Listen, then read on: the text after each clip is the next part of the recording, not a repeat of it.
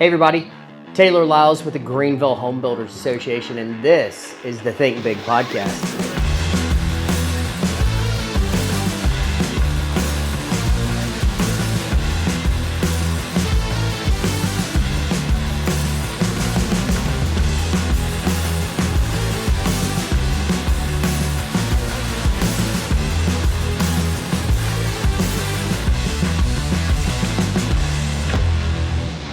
Good morning and welcome to the Think Big podcast. I'm your host, Taylor Lyles, your Chief Executive Officer of the Home Builders Association of Greenville. We're super excited to bring you a new podcast. We have one of our members, Chris Sweet, Swamp Rabbit Moving and Storage. Chris, welcome to the podcast. Yeah, thanks for having me, man. Yeah, tell everybody a little bit about you, tell them what you do, kind of who you are. Yeah, so I'm Chris, owner of Swamp Rabbit Moving. We started Swamp Rabbit Moving almost 5 years ago, 5 years in October. One truck and a dream, and just kind of scaled this thing up into a moving monster. Got a beautiful wife, beautiful kids, man of faith, but I love working on the business. That's where I get my passion. I love it. So, one truck and a dream. What a great opening statement. So, we went from one truck. How big are you now? Now we operate 17 trucks, and we have a 40,000 square foot storage facility. That's phenomenal. Yes. So, move in locally, or kind of what's your geographic for Swamp Rabbit? We run all over the United States. Typically, it depends on the season. Slower seasons will kind of broaden our horizon. During our peak season, which we're in right now, we'll kind of stick to the East Coast. Very cool. We like to focus on profit, especially during the peak season. Of course. And those are our most profitable areas. Yeah. So California is not out of reach. It's not out of reach. We've done it before. We prefer not to go there. Yeah. But January, February, you might be able to convince us. I love it. Yeah. So 17 trucks, moving regionally, kind of staying on that East Coast, up and down. What got you into the moving world? So I met a friend that was working at another moving company locally. He was like, you should come work here. You get to hang out with the guys all day. You make pretty good money and you get tips, and it's just a cool work environment. So I jumped onto that, and 4.5 years later, decided I could do it on my own. I saw a couple, not to discredit that company, but I just saw a couple inefficiencies that they were having. And I knew that if I could fix that and bridge that gap between the upper management staff and the field staff, that we would have something special. I love it. So the efficiencies is key, Yeah. At the end of the day. The efficiencies are super key, and streamlining those processes, because those do make you more profitable. For sure. So what are some of the efficiencies that you have implemented in Swamp Rabbit that you've seen have been kind of key points for success? Yeah, I think the main thing is just what I had saw there was it was not solution-based mindset, right? It was point fingers mindset. It was like, oh, it's not us, it's the field staff. It's not us, it's the management. Instead of having that mentality going into business, if you can focus more on solution and create that culture where everybody's focused on solution, it makes it a lot easier to get past the speed bumps when they happen. Because we all know in business, right, things come up. They're always going to come up. You're never going to be at a point in business where everything just runs smooth forever. Yep. There's always going to be problems. So if you can build a culture around being solution-based mindset, it makes those problems a lot easier to digest when you face them.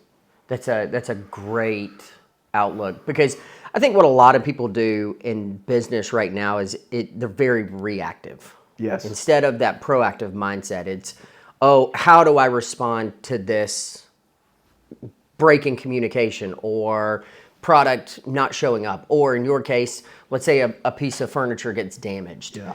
So we're always thinking, how do I react to that? Well, let's put processes and procedures in place. Let's go ahead and be proactive, because at the end of the day, we're human. Absolutely. Something's going to happen. 100%. And I'm sure that you've had those scenarios where something has happened. So hearing that you've got processes and procedures and you're thinking of that solution-based mindset kind of concept around your business is incredible.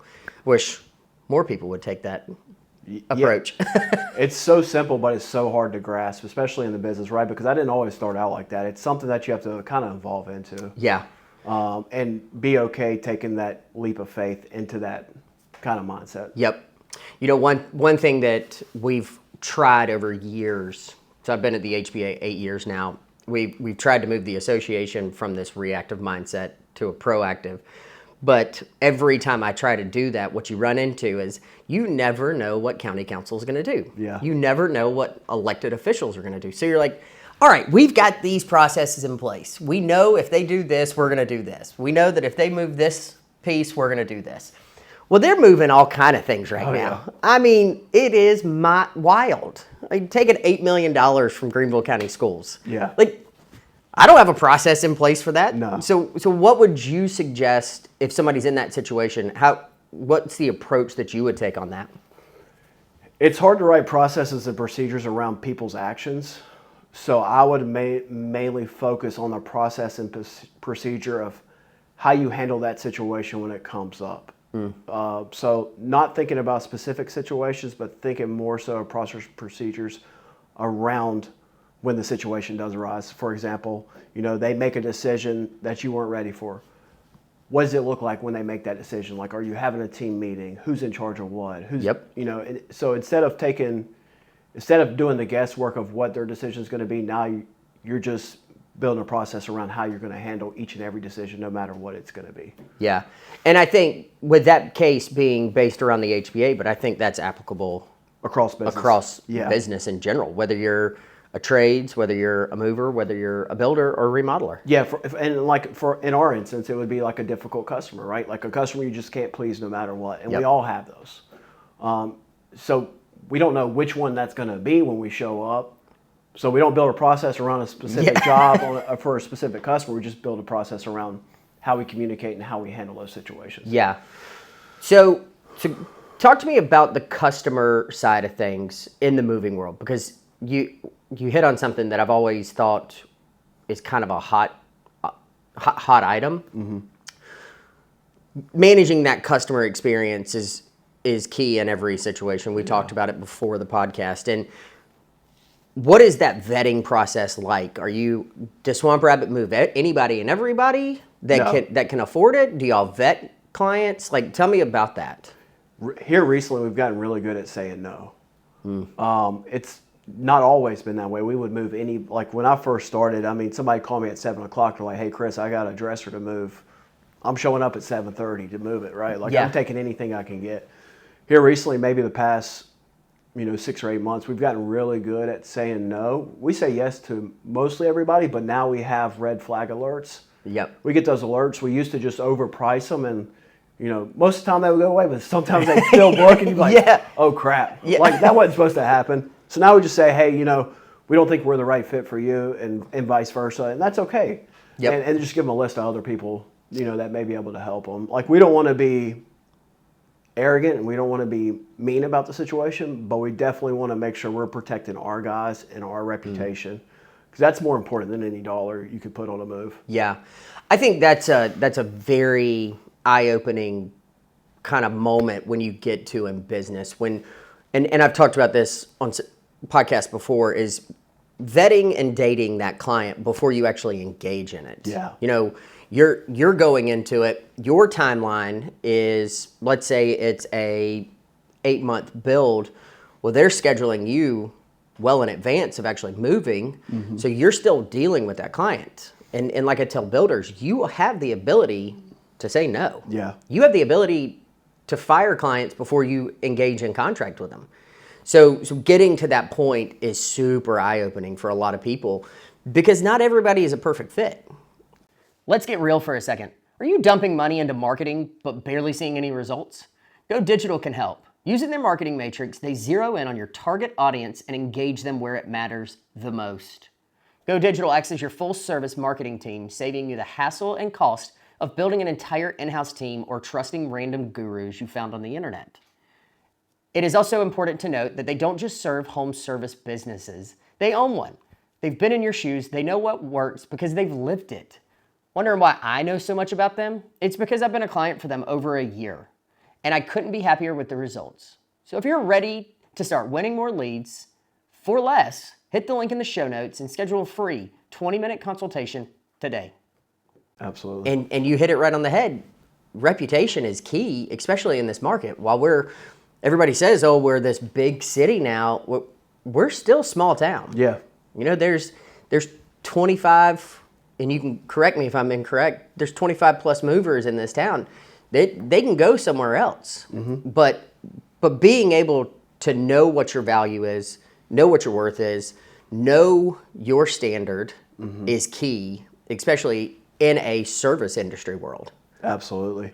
And, you know, we kind of get rid of, like, a lot of ours already get, like, trouble or potential trouble clients. We get vetted out in the processes because we know that we're the most expensive, right? But we provide the best experience. So ideally, you know, our avatar, that's what they're looking for. So if you're not our avatar, 9 times out of 10, you've already vetted yourself out for us, so we don't even have to step in.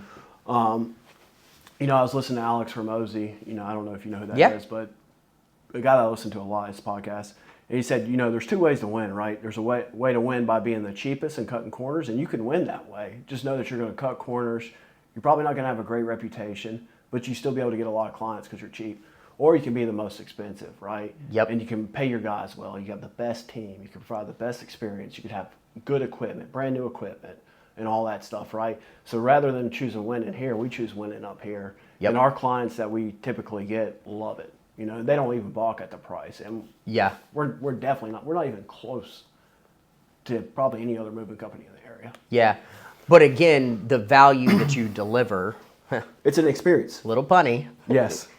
Moving service delivery. Yes. Hopefully people on the podcast got that. Yes. The value you deliver is worth what you cost. Yeah, our customers tell it all. Our schedule tells us it, right? Like, our schedule dictates our value. Yep. We're maxed out right now. We know our value. We're given the value that we say we're going to give because people continue to call us. Yeah. So what's next? We continue to raise our rates, right? Yep. And we find that sweet spot because we're not a nonprofit. We're a for-profit business. Yeah. There's nothing wrong with wanting to make profit in business. Yep. It's we're not greedy, you know, but we're going to maximize everything we can to continue to scale at the pace we want. Yep. So with your level of expectation against your clients and kind of setting that experience, that's got to be backed by a strong team, incredible company culture, great internal organizational management. Talk to me a little bit about that. Like what's the culture at Swamp Rabbit Moving? Yeah, the culture at Swamp Rabbit Moving, you know, our core values are move, right? And I think a lot of people get core values mixed up and they write their core values for the customer. The core values are not for your customer. Core values for your team. So Swamp Rabbit Moving, we preach every day. Our core values interject our company culture every single day through group message or whatever it is. We always relate back to our core values, and it spells MOVE as the acronym. It's motivated to go above and beyond, open to feedback, versatile in unfavorable circumstances, and evolving into better people every day.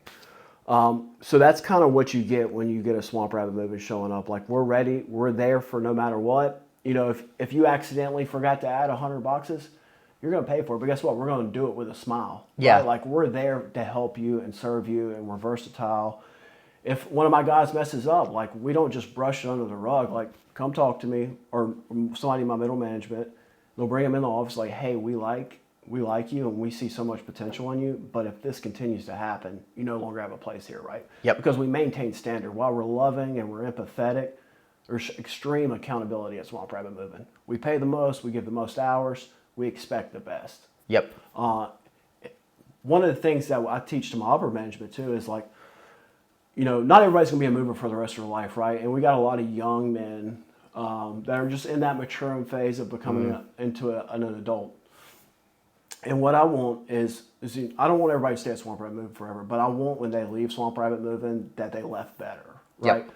I would love it if they showed up to an interview, like a life-changing career interview, and they saw Swamp Rabbit Moving on the resume, and they're like, this is the guy, because I know what they're all about at Swamp Rabbit Moving. Yep. Like, that's success to me. Yeah.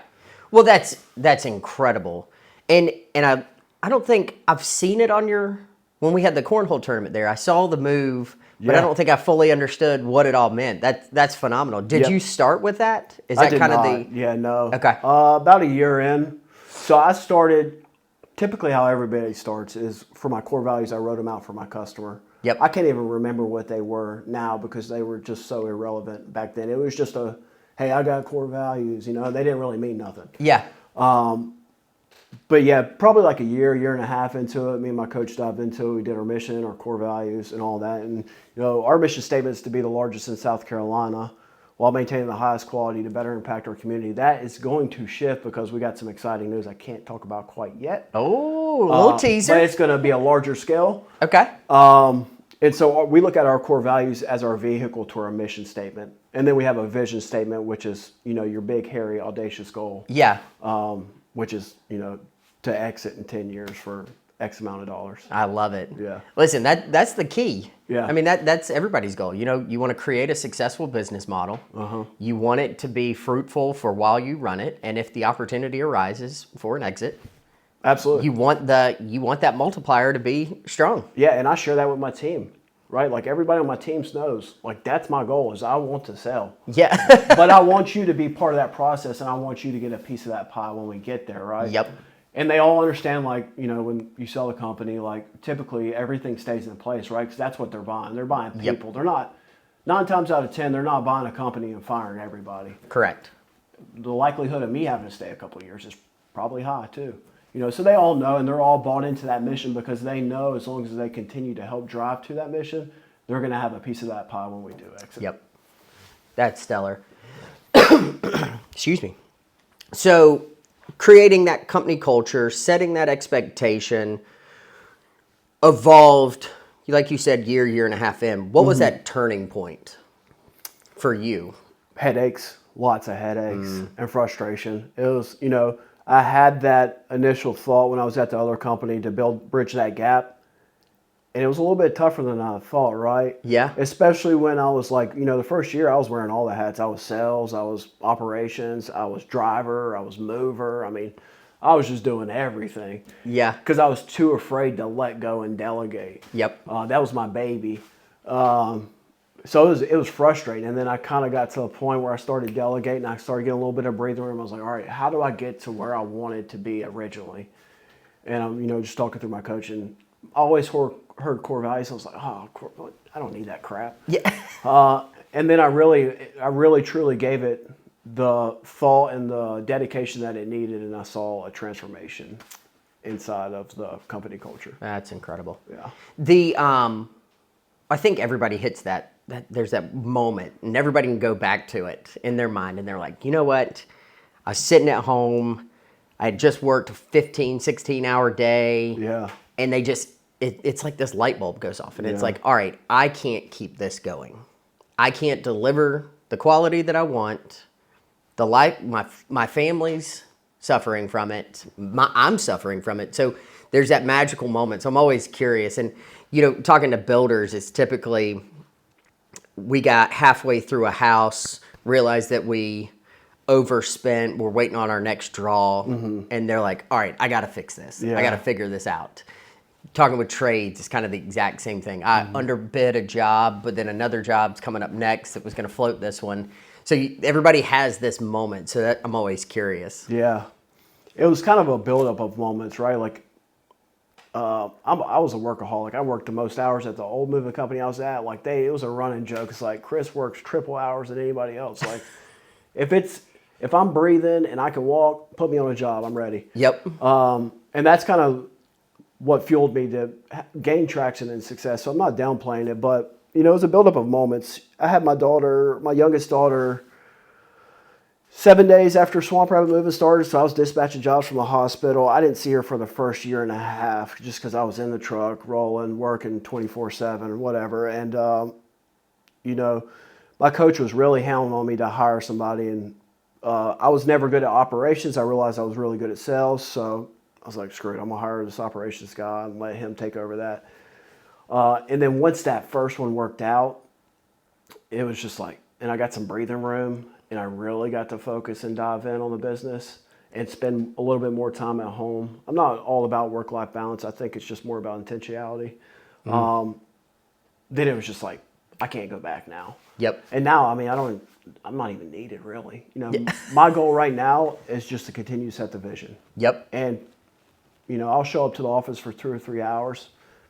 I don't even get on my computer. I'm just talking to guys, hanging out, intermingling with them, continue to pour into them. I'm not asking about problems or what's going on here. It's like, I hire really good people that are a lot smarter than me for those specific things. I'm probably the dumbest guy in the office, but that's okay because I'm really good at putting together a team. Yeah, exactly. And now I'll just never go back to like, I kind of shifted from that hustle mentality. It's more about strategic now. I love it. Yeah. So from, I know Swamp Rabbit's evolved. You mentioned at the beginning, 40,000 square foot facility. I know in the past we've talked about some builder programs that y'all offer. Yeah. You want to touch on that, kind of how that works and what y'all do? Builders, trades, realtors. If you're looking for a flooring partner you can trust, look no further. I'm here to tell you about All About Flooring. All About Flooring is a family-owned business with 3 generations of owners that know the flooring business inside and out. They work in residential and commercial projects for both new builds and remodels by providing high-quality customer service and installation for carpet, area rugs, hardwoods, laminate, luxury vinyl, and more. Y'all, they even provide professional carpet, tile, and upholstery cleaning. At All About Flooring, they're more than just a flooring provider. They're your partner in delivering top-tier results that your customers will absolutely love. You can find their website linked in the show notes or visit their 9,000 square foot showroom at 2111 North Pleasantburg Drive. Now, let's get back to the show. Yeah, we partner with a lot of, right now we're partnering with a lot of restoration companies. We partner with you guys. We store some of your stuff. Yeah. Commercial contracts like Sharp printers. We're really, really good if you need like a dock for receiving or storing or anything like that. And generally speaking, we offer 2 months free storage for any first-time clients. Yeah. So I think the advantage, and one thing I wanted to touch on in this podcast, because we have a lot of builders that listen to it, is the liability side that reduces for the builder. So appliances, refrigerators, dishwashers, ice makers, whatever, that builder can technically have it delivered to your warehouse, and then y'all can deliver it to the job site when it's ready to be installed, correct? That way you don't have to worry about somebody stealing it or whatever. Yeah. No, absolutely. Yeah, so one of the big issues, builder's risk policies, if it's not installed, builder's risk policy doesn't cover that refrigerator, doesn't cover that, even cabinets. For sure. We've got cabinet manufacturers that are shipping cabinets, finished cabinets, to job sites, and they're still in framing. And they're just sitting in the garage. Yeah, and it's like, wait a minute. You got moisture issues, you've got potential theft issues, you just got damage issues. And that's the big win for them. And I want builders to fully understand that you offer that service. Yeah, it's a little more upfront cost, but it's a guaranteed, not a bigger back end cost, right? Yeah. It's like having full coverage insurance, right? Yep. You hope you never get in a wreck. You hope nobody ever steals your appliances, but you're going to pay a little bit extra just to ensure that if you ever did get in a wreck, you're fully protected. Correct.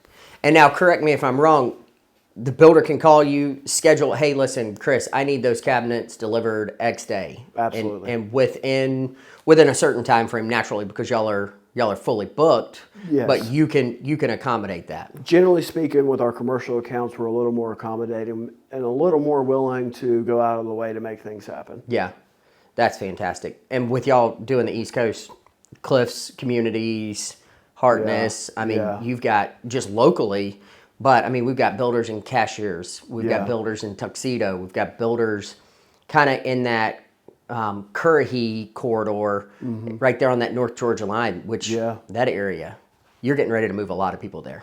Probably so, yes. Currahee Golf Course is about to explode. That's awesome. They opened up more lots. I think they opened up another 132 lots. Oh, wow. All half acre.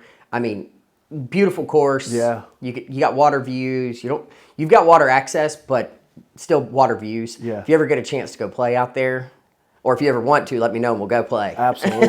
I will 100% take you up on that. It's stunning. About an hour 10 from here. Awesome.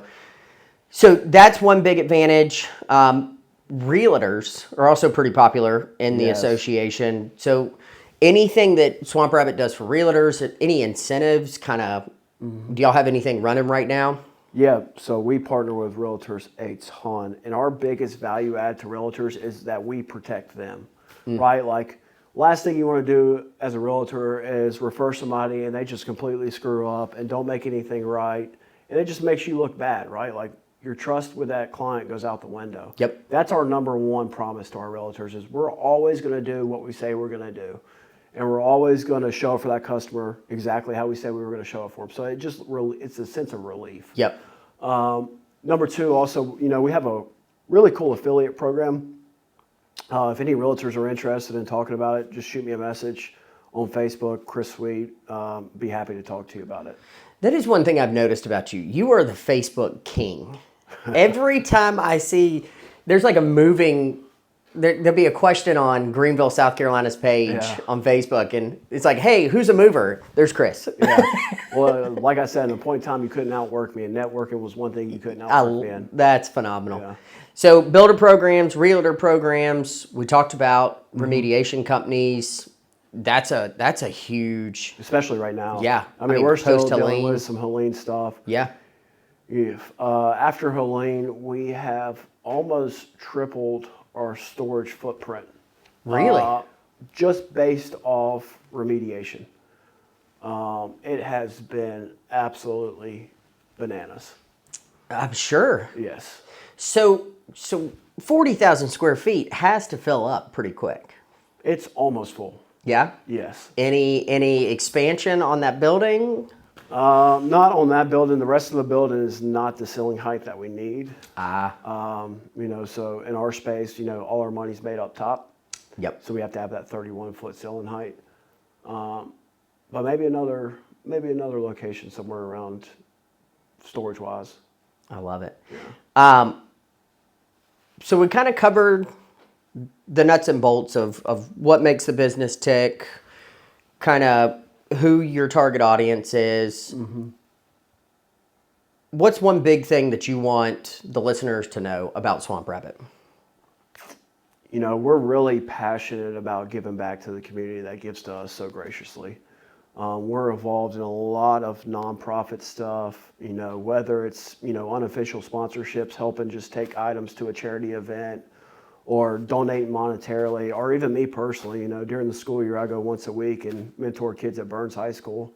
And it's kind of my way of making up for being kind of a heathen in the past, So that's where I get a lot of satisfaction out of being able to give back. So Swamp Rabbit Movement's a company that's just going to so we train the best out of anybody around. We pay the best out of anyone around. So that's going to curate a great experience.